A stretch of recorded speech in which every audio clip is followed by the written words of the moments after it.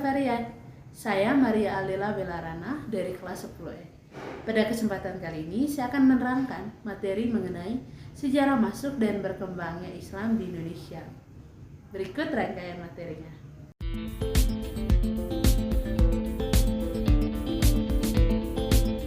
Pada mulanya, Islam lahir di Mekah, Arab Saudi, yang diturunkan pada Nabi Muhammad yang kemudian menjadi rasul di usia 40 tahun.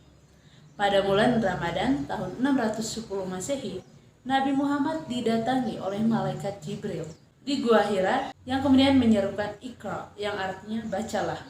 Dari situlah Nabi Muhammad diangkat menjadi rasul dan diturunkannya Quran secara berangsur-angsur. Yang menjadi dan mempercayai kenabian Muhammad adalah Khadijah dan para sahabatnya. Di Mekah, Islam tidak diterima, tetapi di Madinah, Islam diterima. Nabi Muhammad kemudian meninggal pada usia 63 tahun. Kemudian teori masuk dan berkembangnya Islam di Indonesia. Yang pertama, teori Gujarat. Berdasarkan teori Gujarat, agama Islam yang ada di Indonesia berasal dari Gujarat, India. Buktinya adalah adanya batu nisan Malik Al-Saleh, yaitu Sultan Samudra Pasai. Lalu ada juga tulisan Marco Polo yang pernah singgah ke Perla. Yang kedua, teori Mekah. Berdasarkan teori ini, pengaruh Islam masuk ke Indonesia dibawa langsung oleh para pedagang Arab pada abad ke-7. Buktinya adalah adanya pemukiman Islam tahun 647 di Baros, pantai sebelah barat Sumatera. Bukti lain juga adanya pemakaian gelar Al-Malik di kerajaan Samudra Pasai yang biasanya dipakai di Mesir. Juga ditemukan makam Fatimah binti Maimun di Gresik, serta sejumlah pemakaman Islam di sekitar Trawulan wilayah Majapahit. Lalu teori Persia. Berdasarkan teori ini, agama Islam dibawa masuk oleh orang-orang Persia Selatan pada abad ke-13. Bukti pendukungnya adalah adanya upacara di Bengkulu dan Sumatera yang pertama Tabuik. Upacara Tabuik merupakan peringatan meninggalnya Husain, yaitu cucu Nabi Muhammad, setiap tanggal 10 Muharram, yang merupakan upacara tahunan di Persia. Jalur penyebaran Islam di Tanah Jawa. Yang pertama, jalur perdagangan. Para pedagang menjalin kontak dengan adipati wilayah pesisir dan perlahan masuk ke lingkungan pusat istana. Lalu, jalur perkawinan. Para pedagang menikah dengan perempuan pribumi dan putra-putri para bangsawan yang juga disebut adipati. Bahkan mereka menikah dengan anggota keluarga kerajaan. Yang ketiga, pendidikan. Para ulama dan mubalik menyebarkan Islam melalui pendidikan dengan mendirikan pondok pesantren di berbagai daerah. Lalu yang keempat, tasawuf. Ajaran ketuhanan dengan campuran magis. Ajaran ini mudah berkembang karena melalui tasawuf disesuaikan dengan pola pikir masyarakat yang masih berorientasi dengan agama Hindu. Lalu melalui kesenian. Agama Islam juga disebarkan melalui kesenian seperti wayang dan gamelan. Kesenian telah berkembang sebelumnya tetapi tidak hilang.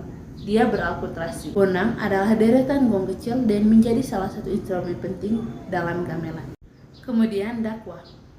Penyebaran Islam tidak dapat dilepaskan dari peranan para wali.